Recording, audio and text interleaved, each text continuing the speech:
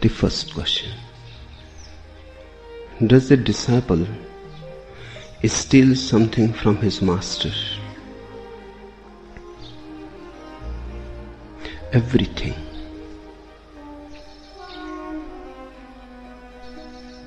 Because the truth cannot be taught.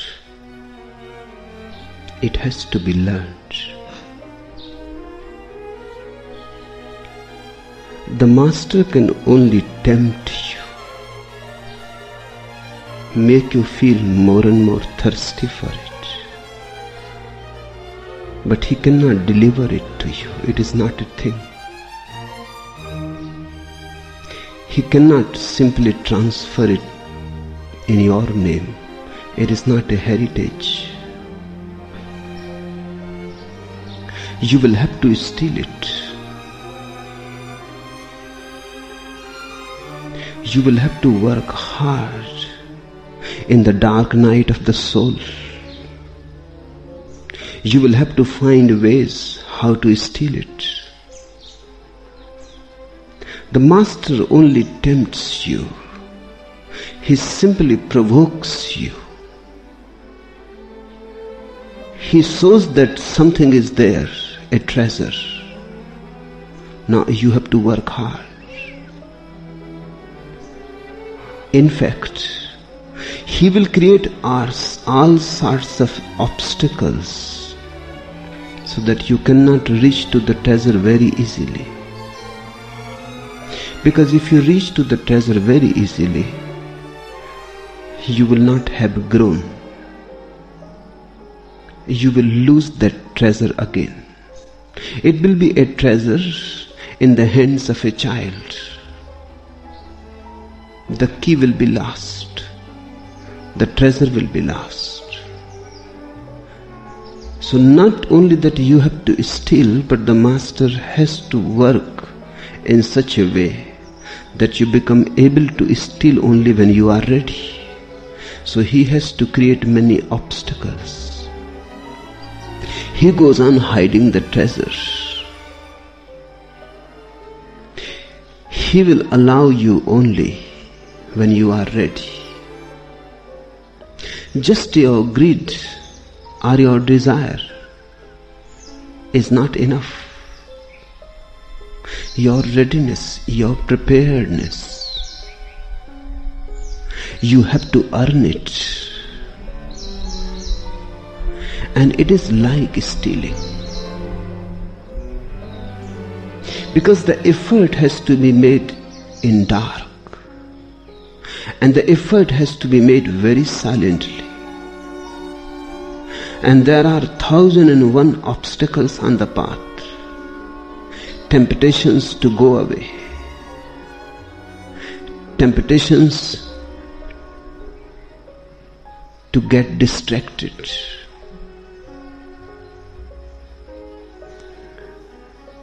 The help of the master is really to make you more skillful,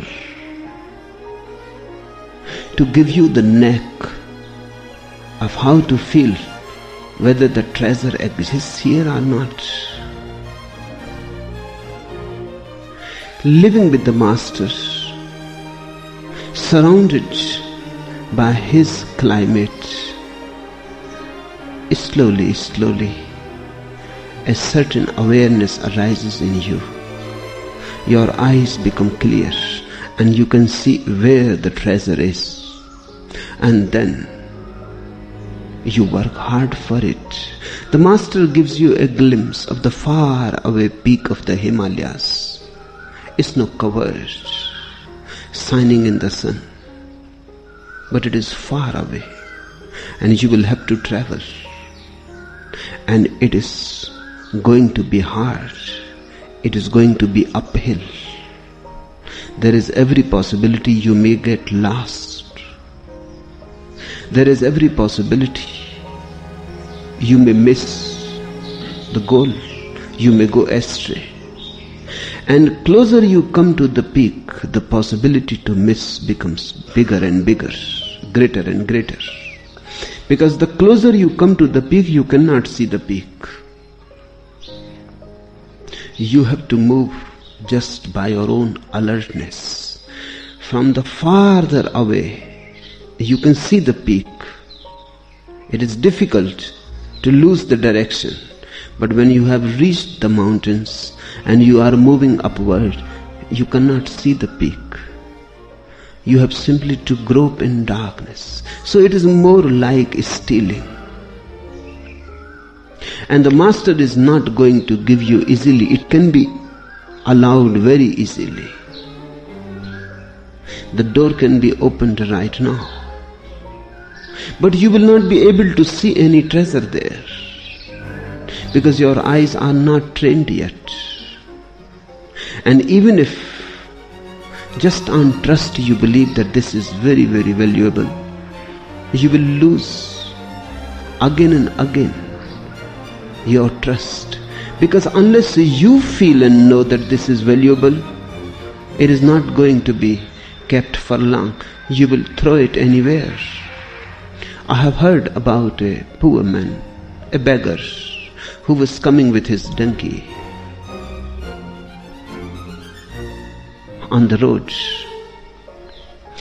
and the donkey had a beautiful diamond just dangling with his neck. The beggar had found it somewhere and thought it looks beautiful, so he had made a little ornament for the donkey, a necklace.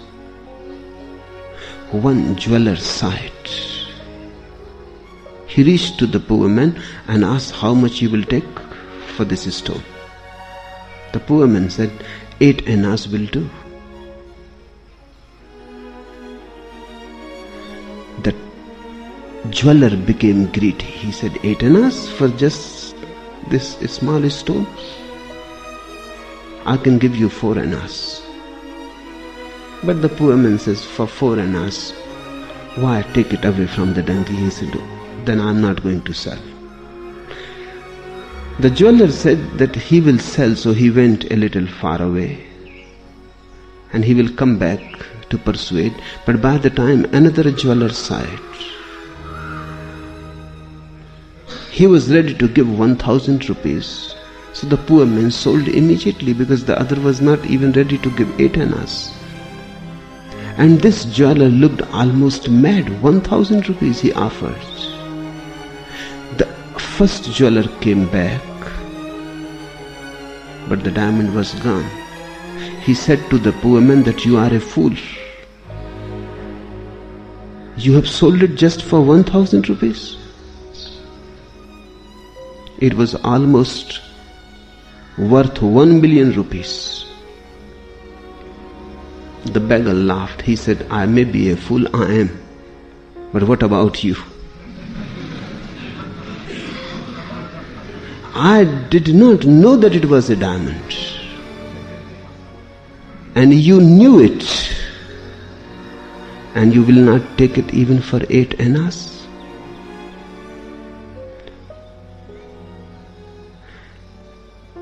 You can get the diamond. It will be taken away from you.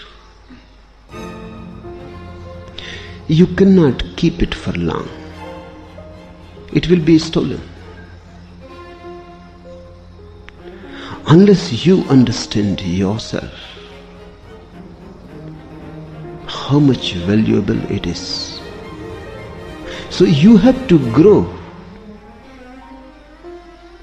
The work of the master is very paradoxical. The paradox is, he provokes you, he invites you and goes on hiding the treasure. He has to do both simultaneously. He has to tempt you, seduce you, and yet he is not to allow you an easy approach. Between these two very paradoxical efforts, provoking, continuously provoking, I go on speaking every day. This is nothing but temptation and invitation. But I will hide it to the last unless you have become capable to steal it. I'm not going to give it. It cannot be given. Only you can steal it. But you will become by and by a master thief. The temptation will make you. What you will do? I will tempt you and nothing will be given to you. What you will do? You will start thinking how to steal it. Nothing happens before its right time. Truth at least never happens before its right time. And if I try to give it to you, it will never reach you in the first place. Even if it reaches, you will lose it again. And it will not be an act of compassion on my part if I give it to you. My compassion has to be hard. My compassion has to be so hard that you go on crying for it. And I go on hiding it. On the one hand, I tempt you, by another hand, I hide it. Once tempted, you will get by and by crazier and crazier, and you will find ways. You have to find ways.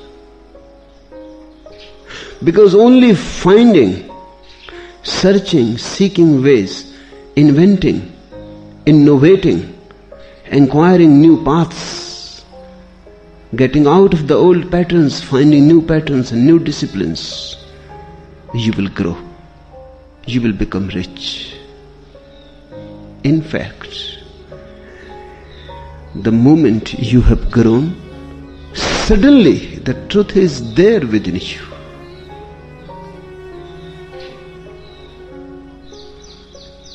Just one has to recognize it. But that recognition comes hard way. The hard way. You will have to stake everything that you have. That is the meaning of stealing. It is not a business. It is not a bargain. It is like stealing. Think of the thief.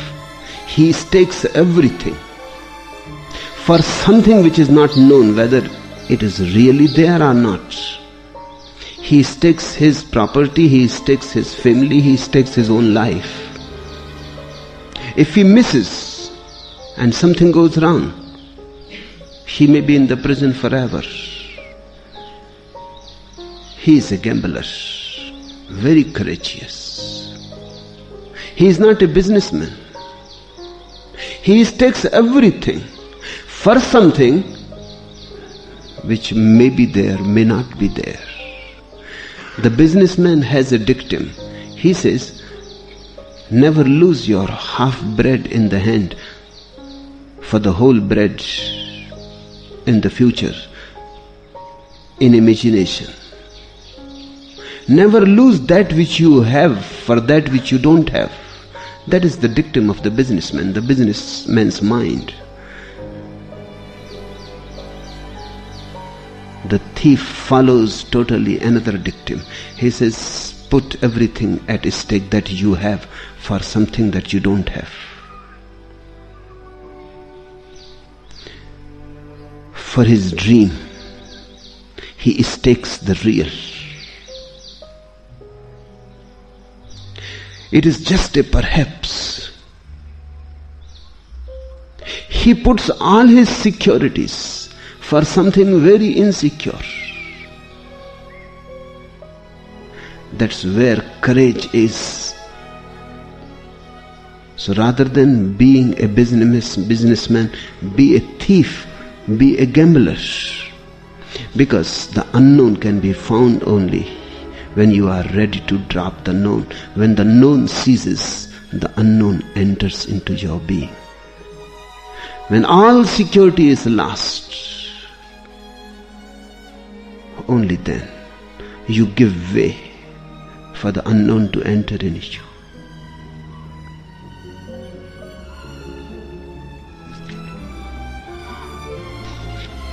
The second question, cannot one enjoy life alone?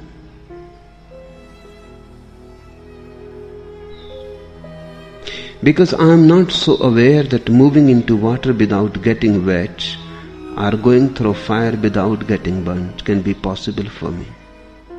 Cannot one enjoy life alone? At least the questioner cannot enjoy. Because one who can enjoy will never ask the question. The very question shows that it will be impossible for you to enjoy being alone. Your aloneness will deteriorate and become loneliness. Your aloneness will not be a fullness. Your aloneness will be loneliness, empty. Yes, out of fear, you can settle in it. Out of the fear of getting wet into the water. Out of the fear getting caught into the fire. Out of fear, you may settle. Many have settled. Go to the monasteries. Look into the old ashramas. Many have settled just out of fear. A relationship is a fire. It burns. It is difficult. It is almost impossible to live with someone. It is a constant struggle. Many have escaped, but they are cowards. They are not grown-ups. Their effort is childish. Yes, they will live a more convenient life, that's true. When the other is not there, of course everything goes easy. You live alone. With whom to get angry? With whom to get jealous? With whom to fight? But your life will lose all taste. You will become tasteless. You will not have any salt.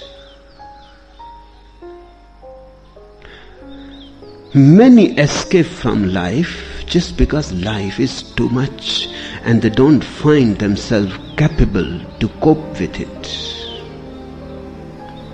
I will not suggest that. I am not an escapist. I will tell you, fight your way through life. Because only that is the way how to become more aware and alert, and how to become so balanced that nobody can unbalance you. How to become so tranquil that the presence of the other never becomes a distraction. The other can insult you, but you are not irritated. And the other can create a situation in which ordinarily you would have gone mad, but you don't go. So you use the situation as a stepping stone for a higher consciousness. Life has to be used as a situation, as an opportunity to become more conscious, more crystallized, more centered and rooted. If you escape, it will be as if a seed escapes from the soil and hides into a cave where there is no soil, only stones. The seed will be safe because in soil the seed has to die, disappear. When the seed disappears, the plant sprouts, then dangers start. For the seed there was no danger. no animal would have eaten it, and no child would have broken it. Now the beautiful green sprouts, and the whole world seems to be against it. And the winds come, and they try to uproot it. And clouds come, and thunders come, and the small seed against the whole world, fighting alone. And there are children, and there are animals, and there are gardeners, and millions of problems to be faced. The seed was comfortably living. There was no problem. No wind, no soil, no animals. Nothing was a problem. Closed completely into oneself. The seed was protected, was secure. So you can go to a cave into the Himalayas. You will become a seed. You won't sprout. Those winds are not against you.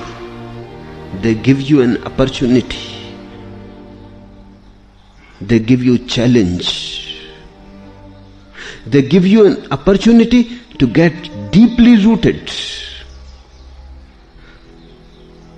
They tell you to stand on your ground, give a good fight that makes you strong. You see, one eucalyptus tree is here. Just to protect it, Mukta placed a bamboo by the side when the tree was small. Now it has gone so long, but it cannot stand on its own. The bamboos are still there, and now it seems impossible. Once you remove the bamboos, the whole tree falls down. The protection proved to be dangerous. Now the tree has become accustomed of protection. It has not grown in strength. It has remained childish. Challenges are growth opportunities. And there is no more a challenge in life than love. If you love someone, you are in a tremendous turmoil. Love is not all roses, as your poets say. They are all fools. They may have dreamed about love, but they have not known it. It is not all roses. It is more thorny than you can imagine. Roses are rare here and there. Thorns are millions. But when out of million thorns a rose arises, it has a beauty of its own. Love is the greatest danger in life. That's why I insist that if you really want to grow, accept the greatest danger and move into it. People have tried to find out many ways to avoid it. Some have left the world. Why you are so much afraid of the world? The fear of the world is really fear of love. Because when others are there, the possibility is you may fall in love with someone. So many beautiful souls around. So many attractions. You may get caught somewhere. Danger. Escape. Few have escaped to the monasteries. Few have escaped in other ways. Few have escaped into marriages. That too is an escape. Monastery is an escape. Marriage is an escape. To avoid love. Because one never knows what will be the outcome of a love affair. It is always on the rocks. It is never convenient. It is never comfortable. It may bring you moments of joy, but it brings hell also. It is painful growth, but all growth is painful. One never grows without pain. Pain is part, essential part. If you avoid the pain, you also avoid the growth. Many have settled somewhere. Few have settled in ambition, have become politicians. They are not worried about love. They say they have greater things to do in the world. They are worried about power. They use power as an escape. Few are buried in their laboratories. They have become scientists. Few are buried in their monasteries. Few are buried in their families, marriage, children, this and that. But I rarely come across a man who has faced the challenge of love, the greatest storm there is. But one who has faced it grows, comes out of it one day, clean, pure, mature. So you ask, cannot one enjoy life alone? You can be happy alone, but you cannot enjoy. You can be happy in a way, because there will be no disturbance, no turmoil, no conflict. Your happiness will be more like peace, less like enjoyment. It will not have any ecstasy in it. Joy is very ecstatic. Joy is very much like dance. Happiness is like the singing you do in your bathroom, the bathroom singing. It is very lukewarm. You can do it alone. You always do it in your bathroom because you are alone. But singing and dancing with people, getting completely possessed by it, is joy. Joy is a shared phenomenon. Happiness is a non-shared phenomenon. People who are miserly always look for happiness, not for joy, because joy needs sharing. You cannot be joyful alone. A certain atmosphere is needed. A certain climate is needed. A certain whirlwind of people, persons, consciousnesses is needed. Alone, you can be happy at the most. And remember, happiness is not a very happy thing. Joy is really moving high. Joy is the climax, like peaks. Happiness is a plain ground. One moves comfortably with no fear of any fall anywhere, no valley around, no danger. You can walk with your eyes closed. You know the path. You have been moving on that path, this way and that. You can move completely unconscious. Joy needs consciousness. Have you ever moved into the mountains and just by the side a great valley is yawning? You become alert. That is one of the beauties of mountaineering. It is not really the joy In the mountain, the joy is moving in danger, constant danger. Always death around. The valley waiting for you to swallow you any moment. Once you lose your feet, you are gone forever. Because of that danger, one becomes very sharply aware, like a sword. That awareness gives joy. When you are moving with people, in relationship, you are always in danger. Life becomes sharp. Then you have a tone. Then your energy is not just rusting, it is flowing.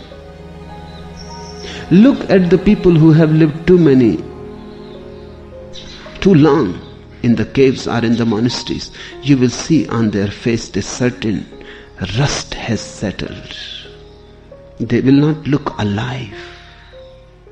They will be dull, almost to the point of being stupids. That's why monks have not created anything beautiful in the world. Nothing has come out of them. They were wastages. They were not fertile soil. They proved impotent. All escape makes you more of a coward, impotent. And the more you escape, the more you want to escape. All escape is suicidal. Then what do I mean? Am I saying to you, never be alone? No, not at all. But I am saying that never be lonely. Aloneness comes out of the richness that you have learned through relationships. Out of many relationships, of many dimensions, many qualities. Being with a mother, being with a father, being with a friend, being with a brother or sister, being with a wife, being with a beloved lover, with friends, with enemies. Being with is the world. And one has to be in as many relationships as possible. Then you expand. Each relationship contributes something to your inner enrichment. The more you spread into people, the more you expand. You have a bigger soul. And you have a richer soul. Otherwise you become impoverished. Now psychoanalysts have been working hard on children who have not received their first and basic relationship, the relationship between the child and the mother. They shrink. These children are never normal. Somehow the first urge to expand has not happened. The relationship between a child and the mother is the first entry into the world. You enter into the world with your mother's love. You enter into the world because you relate with your mother and you learn how to relate. The warmth that flows between the child and the mother is the first exchange of energies. It is tremendously sexual because all energy is sexual. The child is smiling, the mother is smiling, a tremendous energy is being exchanged. The mother cuddling the child, hugging the child, kissing the child. A great energy is being given to the child, and child is getting ready to respond. Sooner or later the day will come, the child will hug the mother and kiss the mother. Now he is ripe. Not only ready to take, but ready to give also. That is his first learning. Then he will move with brothers and sisters and fathers and uncles, and the circle will become bigger and bigger and bigger, and in the school and in the college and in the university, and then in the universe, one goes on. The more and more you relate, the more and more you are. The being is discovered through being related. Each relationship is a mirror. It shows a fragment of your being to you. It reflects something about yourself. When you have grown so much and expanded to the infinity, then the last relationship is with God. That is the last relationship. If you escape from relationship, as the so-called religious people do, they are doing something very absurd. They will not be able to relate with God because they have not learned how to relate. They have not learned how to move in relationship. And remember, to relate with God is the greatest dangerous relationship there is.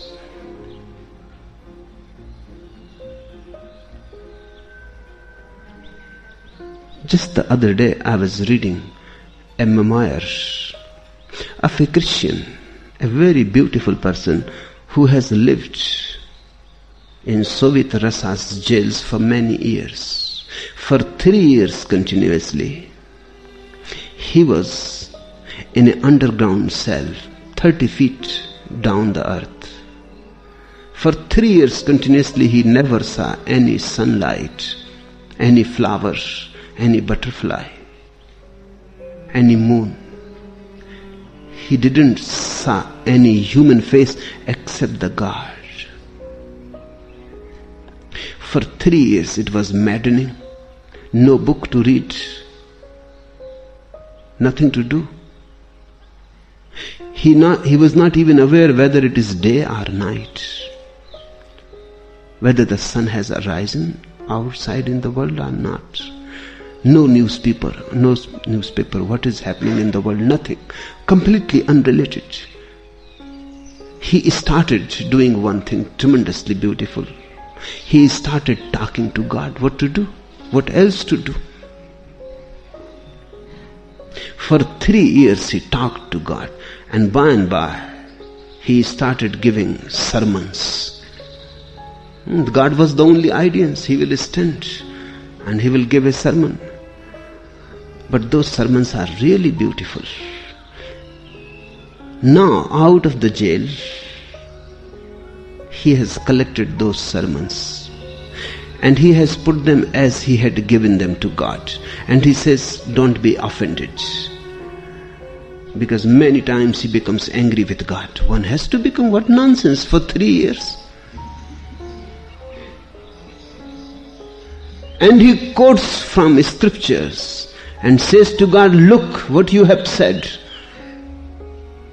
In the Bible you say a man should never be alone. And what about me? Have you forgotten all about your scripture and your message that you gave through Jesus? Where are you? Have you changed your rules? A man should never be alone. Then why you have forced me for 3 years to be alone? And he says, remember, at the last day of judgment, I am not going to be the culprit only, you are also going to be the culprit. And not only that you will say about my sins, I am also going to say about your sins. Remember, don't forget it. It is not going to be one way. Really, those sermons are beautiful, those talks with God. He remained sane because of those talks. And he came out perfectly sane. Saner, really, than he ever had gone in. More sane. Such a beautiful relationship. And the God is absolutely silent. It irritates. You go on talking, he never says not even yes, no, nothing. Just think, you go on saying and your wife keeps quiet. She goes on working in the kitchen. And you are going crazy and you are shouting and yelling and she goes on silently doing her things. How you will feel? The same happens in the relationship with God. One has to learn it in life. Then you can relate with God. To relate with God is to relate with the whole. Of course, the whole is silent. And great skill is needed in relating only then. And after you have related with God and you have become merged with Him, then aloneness arises. Aloneness is the last achievement. That's what Patanjali calls Kaivalya. Absolute aloneness. It is not in the beginning, it is in the end. That's why we are reading the last chapter. The chapter is about aloneness, Kaivalya path. It is the whole effort of the yogi through many lives to reach to aloneness. It is not so cheap as you think that you just leave the house and go in a cave and you are alone. Then there is no need for Patanjali's Yoga Sutras. A simple sutra will do. That you go to the railway station, purchase the ticket, finished. And go to the Himalayas. Who is preventing you? Who can prevent you? How can you be prevented? But life that way would be too cheap, will not be worth. One has to learn it. Aloneness is the flowering of all your relationships. You have gathered the fragrance out of all your relationships, good and bad, beautiful and ugly. You go on gathering fragrance. Then a flame arises in you. That aloneness has to be the goal. What you call right now aloneness is not aloneness, it is going just to be loneliness. To be solitary is not to be in solitude. To be solitary is ugly, ill, sad. To be in solitude has a tremendous beauty in it. It is an achievement. Because I am not so aware that moving into water without getting wet or going through fire without getting burnt can be possible for me, then how you are going to be aware? Move more and more. By escaping you will never become aware. All these situations are needed to make you aware. If you cannot become aware in the world, you cannot become aware out of the world. Otherwise, why the world has been given to you? Why you are in the world? To learn awareness. When so many people are crisscrossing your path, so many energies crisscrossing all around you, and it is a puzzle to solve, awareness will arise out of it. Yes, one day you will be able to walk in water and the water will not touch your feet. But before that happens, you will have to walk in many rivers and many oceans of life. Yes, one day you will be capable of walking into fire and the fire will not burn you. But that has to be learned through many fires and many burnings. Only out of experience one is freed. Truth liberates. Experience gives you truth. Never decide for the life of no experience. Always decide for more experience. Howsoever hard and difficult, but always choose the life of experience. One day you will transcend it, but one transcends only by knowing it.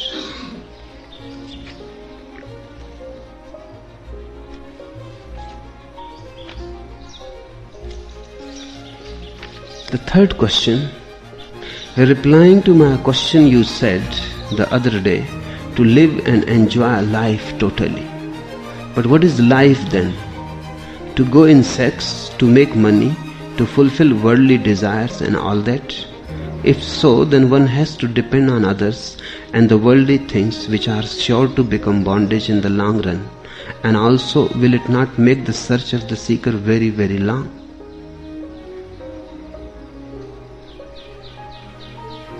Yes, life is all that you can imagine and desire.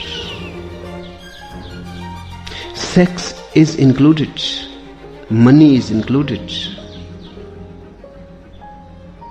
Everything is included that the human mind can desire. But you live in a sort of hangover. Even in the formulation of a question, your condemnations are absolutely clear, emphatically clear. You say, replying to my question, you said the other day to live and enjoy life totally. But what is life then? To go in sex, to make money, to fulfill worldly desires and all that? The condemnation is clear. You seem to know the answer before you have asked the question. Your leaning is absolutely clear. Cut sex, cut love, cut money, cut people, then what sort of life will be left there?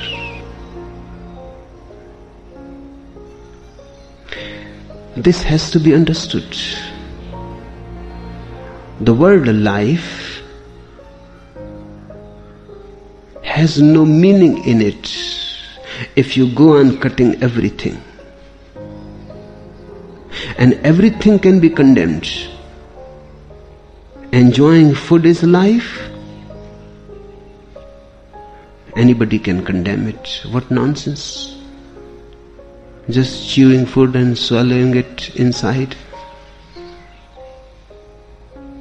Can this be life? Then breathing, just taking air in, throwing it out, taking it in, throwing it out. What boredom? And for what? Then getting up early in the morning and going to sleep in the evening and going to the office and to the shop and 1001 miseries. Is this life? Then making love to a woman, just two dirty bodies. Kissing a woman, nothing but an exchange of saliva. And millions of germs. Think of germs. It is not even hygienic. Certainly it is irreligious. It is unhygienic also. So what is life? Take everything out of the context of the whole and it looks meaningless, absurd. That's how religious people have been condemning life through the ages. You give them anything and they will be able to condemn it. They say, what is the body? Just in the bag of skin, millions of dirty things. Just open the bag and see. And you will find that they are right. But have you asked the other question? These people must have been expecting something which they have not found. Were you expecting gold inside the skin bag? Are diamonds inside the skin bag? Then things would have been better. You asked the other question, what you were expecting. You cannot find a better and beautiful body than you have. And you go on looking at the dirt inside, you don't look at the beautiful work it continues. The whole body continues for 70, 80 or even 100 years to work with so smooth efficiency, with such silence. Look at the throbbing energy in the body, the pulsation of energy. But there are people who can always find something wrong. Whatsoever it is, they can find something wrong. You sow them a rose and they will take it off the plant and will say what it is. It will wither within few hours. Yes, it will wither. So all beauty is lost. You show them a beautiful rainbow and they will say this is illusory. You go there and you will not find anything. It simply appears to be. These are the great condemnators, the poisoners of life. They have poisoned everything and you have listened to them too much. And now you find that it has become almost impossible for you to enjoy life. But you never think that this incapacity to enjoy life is created by our so-called religious teachers. They have poisoned your being. Even when you are kissing a woman, they go on inside telling you, what are you doing? This is nonsense. There is nothing in it. Even while you are eating, they go on saying that, what are you doing? There is nothing in it.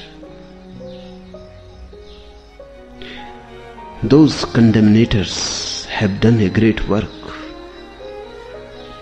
And this is one of the basic problems, that to appreciate is difficult and to condemn is easy.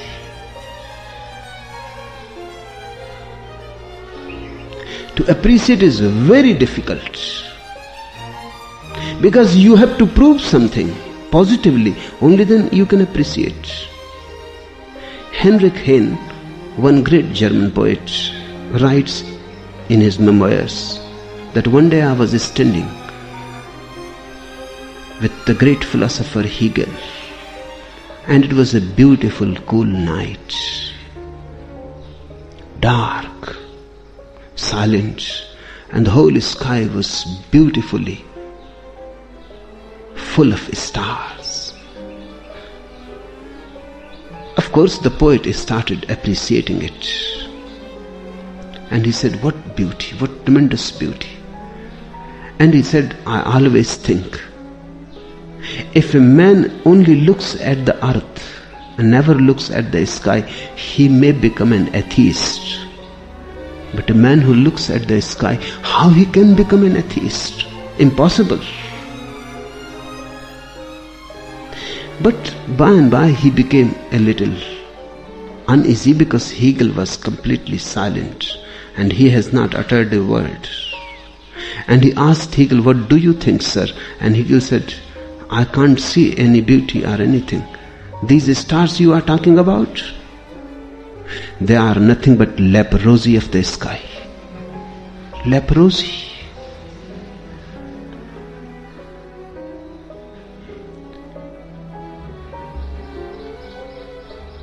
condemnation is so easy. That's why condemnators are so articulate. People have not talked in favor of life because it is difficult to say anything positive about life. It is too much for words.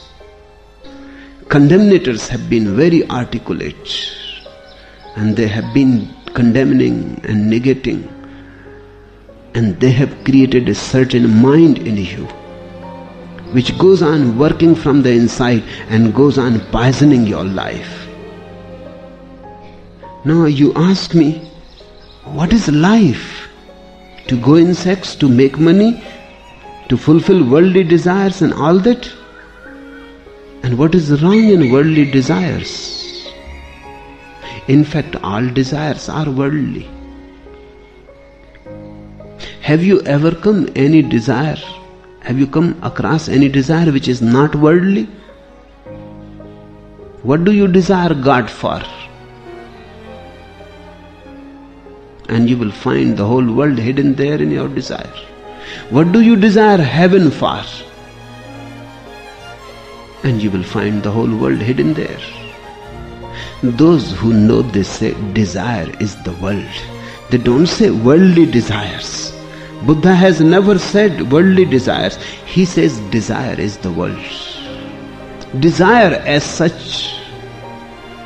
The desire of samadhi, the desire of enlightenment is also worldly. To desire is to be in the world.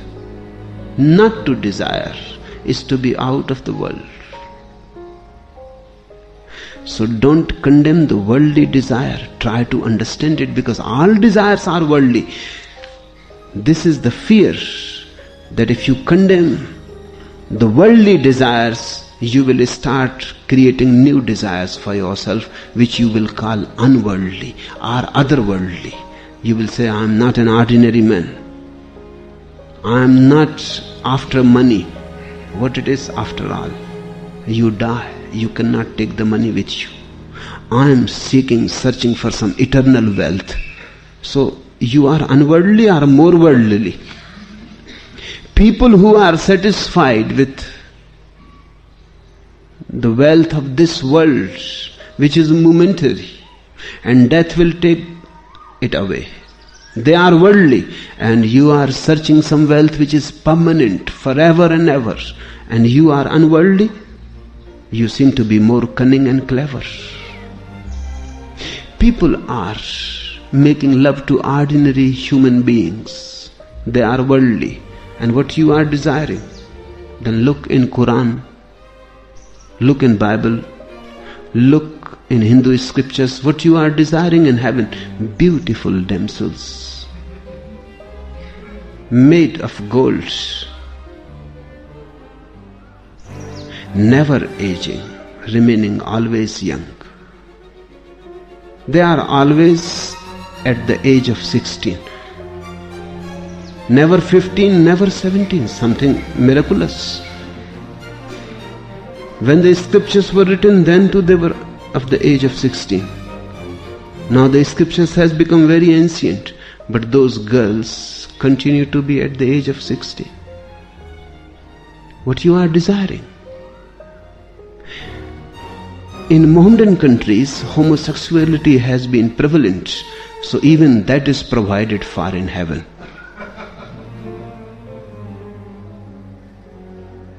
You will not only have beautiful girls, you will have beautiful boys available. And in this world, alcohol is condemned, and there, in the Mohammedan heaven, there are springs of... You can just swim in them, drown in them.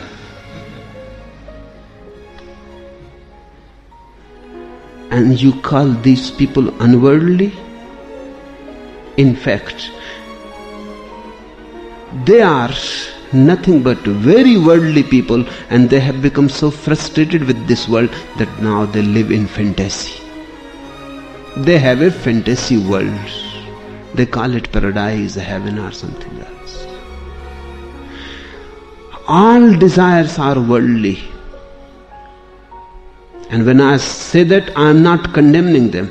I am simply stating a fact. To desire is to be worldly. Nothing is wrong in it. God has given you an opportunity to understand what desire is. In understanding desire, in the very understanding of it, the desire disappears. Because desire is in the future. Desire is somewhere else, and you are here now. If you want to be here now, and the reality is here now, the existence is happening here now, everything is converging on here now, and with your desire you are somewhere else, so you go on missing. You remain always hungry, because that which can satisfy you is sovereign here, and you are somewhere else. Now is the only reality, and here is the only existence. Desire takes you away. Try to understand desire, how it goes on deceiving you, how it goes on taking you away from farther trips, and you go on missing. So whenever you remember, come back home. There is no need to fight with the desire, because if you fight with the desire, you will create another desire. Only one desire can fight with another desire. Understanding is not a fight with desire. In the light of understanding, desire disappears as darkness disappears when you kindle a lamp. So don't call these worldly desires. Don't be a condemnator. Try to understand. If so, then one has to depend on others and the worldly things which are sure to become bondage in the long run. But what is wrong in depending on others? The ego does not want to depend on anybody. The ego wants to be independent. But you are dependent. You are not separate from existence. You are part of it. Everything is joined together. We exist together in a togetherness. Existence is a togetherness. So how can you become independent?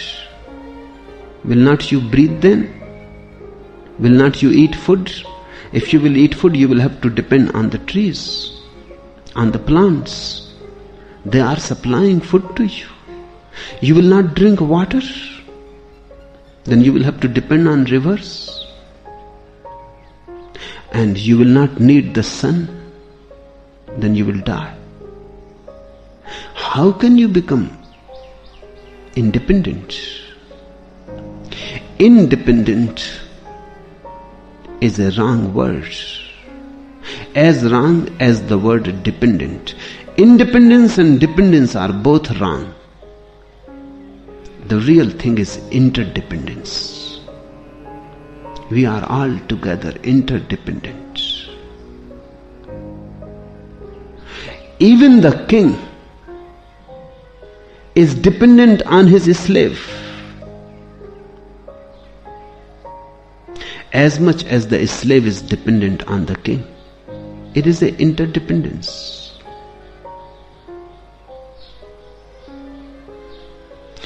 It happened in the life of Khalifa Harun al-Rashid.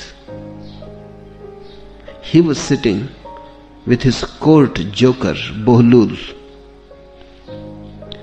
and he said, Bohlul, I am the most independent man in the world. I am a monarch with infinite power, and whatsoever I want, I can do. The whole world obeys me.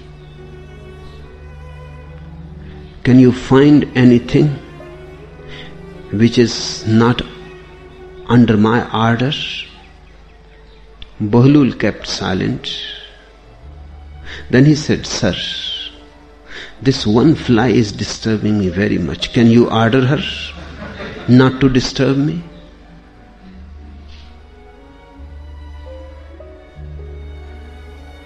Harun al-Rashid said, you are a fool. How can I order the fly and she will not listen to me? Bahlul said, have you forgotten, sir, what you were saying? That the whole world follows your orders, and even this fly just in front of you is sitting on your head, sitting on my head. I am trying to avoid it and it goes on landing again and again my nose. And I have seen it landing on your nose also, sir. And you cannot order this small fly. And the whole world follows your order. You think again.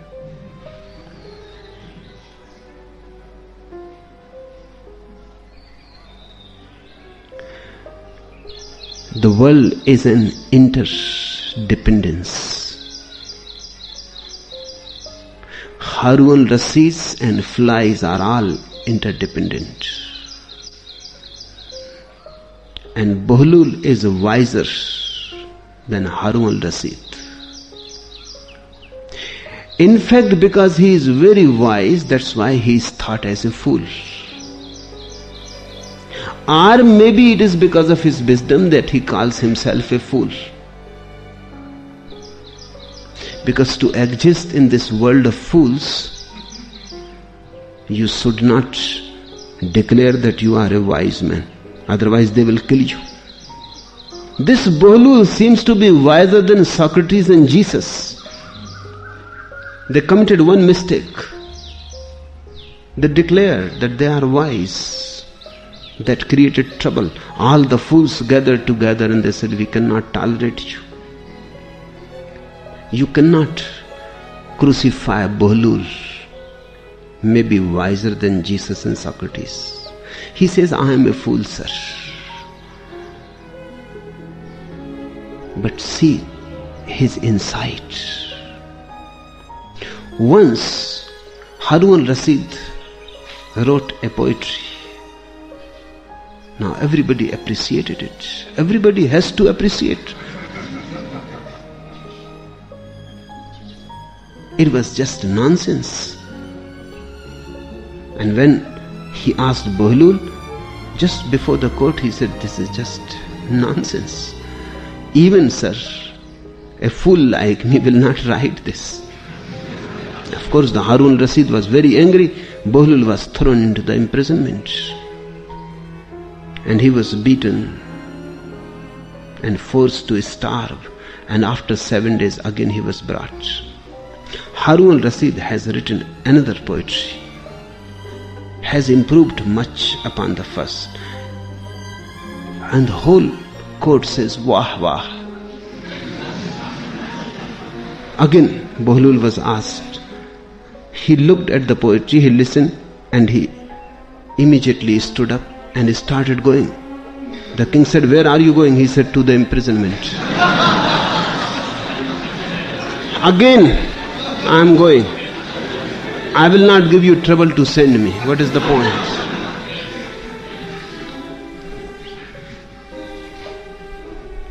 He was really a wise man. This is the irony, that many times the wise man has to appear as a fool. Remember, the effort to be independent is very foolish. And it is not possible. It is impossible. Then you will become more and more frustrated, because always you will find that you are again dependent. Wherever you go, you will remain dependent, because you cannot go out of the net of existence. We are like knots of a net. Energies go on passing us. When many energies pass through a point, that point becomes an individual, that's all. You draw a line on the paper, then draw another line across it.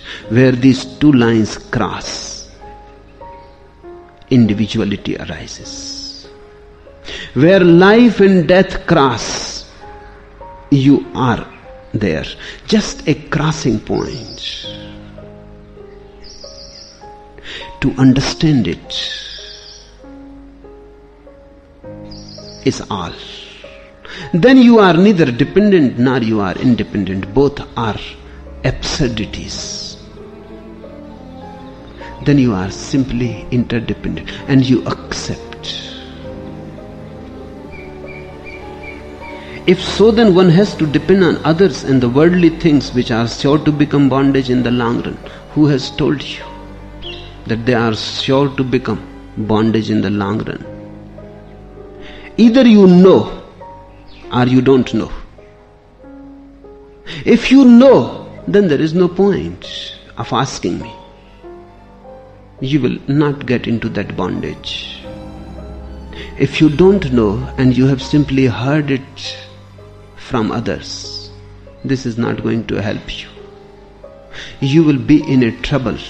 Let me tell you a few anecdotes.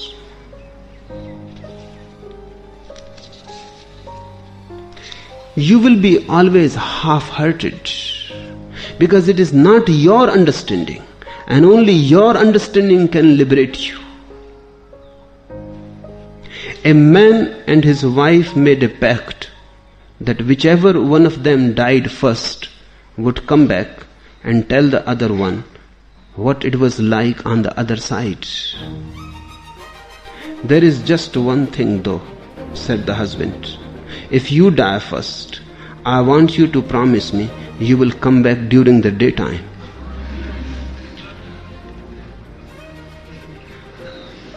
Afraid, half-hearted. If you have believed others, because others say that if you move into the world, you will be in bondage, then wherever you move, you will be in bondage, because it is not your understanding. Understanding frees you. And remember, the bondage does not happen in the longer run. It happens immediately. The moment you desire, the very moment the bondage has happened. It is of desire, and the desire has arisen around you. You are already imprisoned. If you have the insight, you will see immediately that every desire brings a imprisonment with it. Not that in the long run. The long run, the very idea of long run arises because others say, this is not your own experience. And always remember, accept your own experience. Nothing is worth.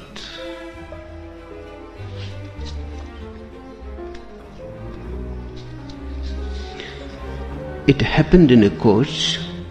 I noticed, said the judge to the tramp in the dark, that in addition to stealing this money, you also took a lot of very valuable jewelry. Yes, Your Honor, remarked the tramp cheerfully.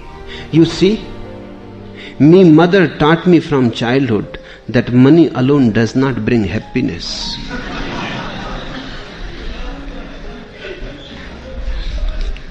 Teachings from others are not going to help. You will change their whole meaning according to you. Not consciously, unconsciously. It will happen. You read Dhammapada. You don't read Buddha's words. You read your own interpretations. You read Patanjali's Yoga Sutras. You don't read Patanjali. You read yourself through Patanjali. So if you are ignorant, you will find something in Patanjali which helps your ignorance. If you are greedy, you will find something in Patanjali which helps your greed. If you are greedy, you may become greedy for kaivalya, for liberation, nirvana. If you are egoist, you will find something which helps your egoism. You will start becoming a great independent being. How can you depend such a great man? How can you depend on anybody else? You have to be independent. You will always find yourself whatsoever you read, whatsoever you listen, unless you start understanding your own life.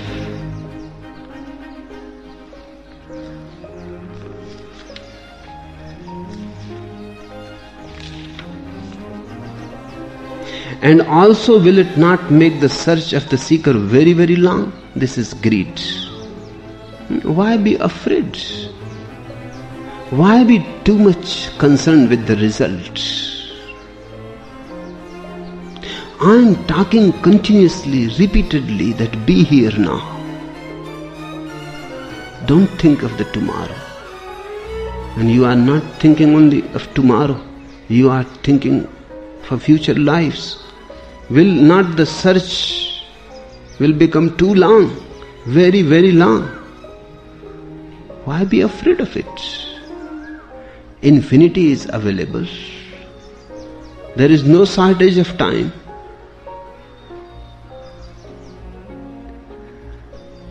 You can move very, very slowly. There is no hurry.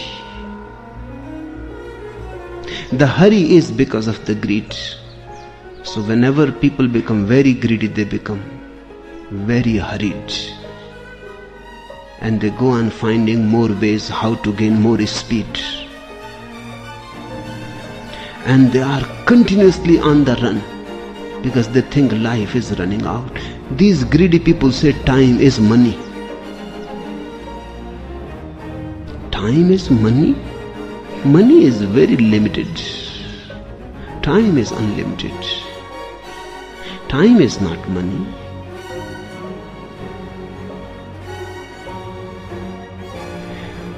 Time is eternity.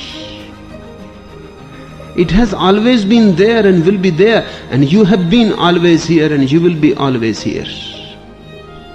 So drop greed and don't be bothered about the result. Sometimes it happens because of your impatience, you miss many things. If you are listening to me with greedy eyes, then you will not be listening to me. You will be inside continuously talking, yes, this is good, this I will try, this I will do, this seems it will bring me to the goal very soon. You have missed me what I was saying. And in listening to what I was saying, the goal was hidden there. One doctor used to come here, now he is transferred. He used to take continuous notes. I asked him, what you go on doing? He said, letter at home with ease. I read it. And then later on, whenever I need, I can read it again. But I told him, you go on missing me. You hear one thing, you write. In that time I have spoken something which you have missed. Again you write something, again you have missed.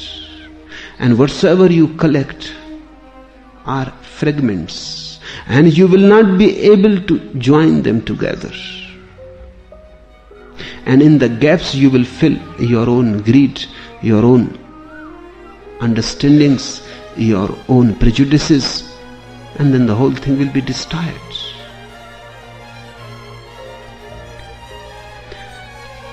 The goal is here. You have just to be silent, patient, alert. Live life totally. The goal is hidden in life itself. It is a God who has come in millions of ways to you as a life. When a woman smiles at you, remember it is God is smiling in the form of a woman. When a flower opens its petals, look, watch. God has opened his heart in the form of a flower. When a bird starts singing, listen to it. God has come to sing for you a song.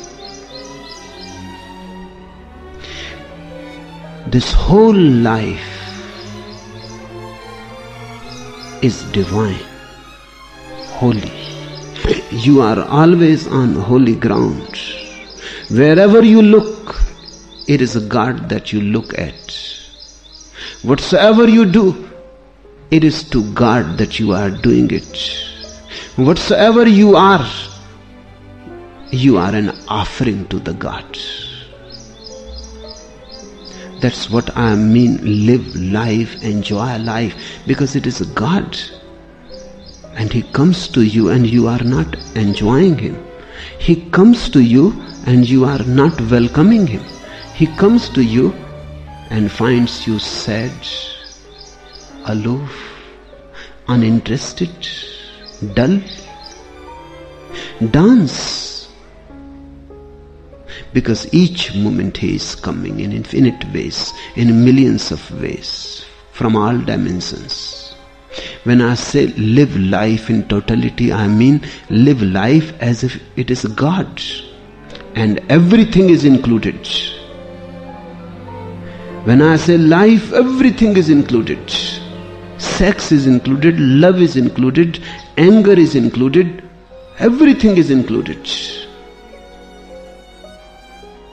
And don't be a coward. Be brave and accept life in its totality, in its total intensity.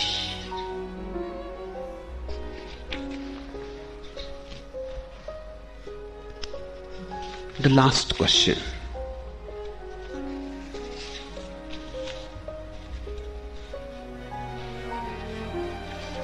Can one be intimate to your soul without being your disciple? It is as if you ask, can one be intimate to you without being intimate to you? What is a disciple? A disciple is just an attitude, a readiness to be intimate. A disciple is just a receptivity, a readiness to accept, welcome. A disciple is a gesture that if you give me, I will not reject it. But you are fogged with words. You have lost all insight into love, intimacy. If you are not a disciple, you will not be intimate from your side. From my side, I am intimate to all, whether you are my disciples or not. I am unconditionally intimate. But if you are not a disciple from your side, you are closed. So my intimacy alone won't work. It will not get connected with you. You will remain an outsider. Somehow, you will remain in a defending mood. Of course, you will choose whatsoever you like, and you will reject whatsoever you don't like. A disciple is one who says, Bhagwan, I accept you totally. Now I will not be a chooser with you. That's all. That now I drop my mind. You become my mind. that I will listen to you and not to my mind. If there is any conflict, I will go with you and not with my mind. That's all. If a decision has to be taken, then you will be closer to me than my own mind. That's all. One who is not a disciple, he stands on the border and he says, whatsoever I like or whatsoever I feel convinced, I will choose. And whatsoever I don't like and I don't feel convinced, I will not choose.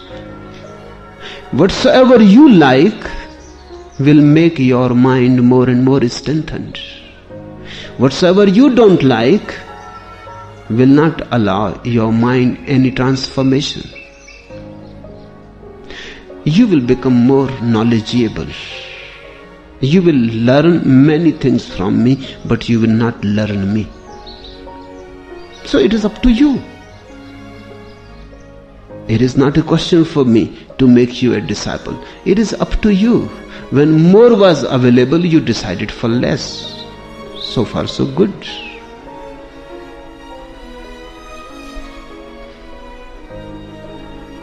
Let me tell you one anecdote. A doctor had two patients from different ends of the town, both chronic insomniacs. To help get some sleep, he gave them each some sleeping pills. One got green pills and the other red ones. One day both got into conversation about their sleeplessness, and at the end of the talk one man felt so annoyed that he rushed to his doctor and said, how is it that when I take my pills, I go to sleep and dream I am a docker unloading a dirty tramp steamer in Liverpool and getting covered in oil and filth, while Mr. Brown takes his pills and dreams that he is lying on a beach in Bermuda, surrounded with half-dressed beautiful girls, all caressing him and kissing him and giving him a good time. The doctor shrugged and said, be reasonable now. You are under national health and Mr. Brown is a private patient. So only that much I can say to you. Be reasonable.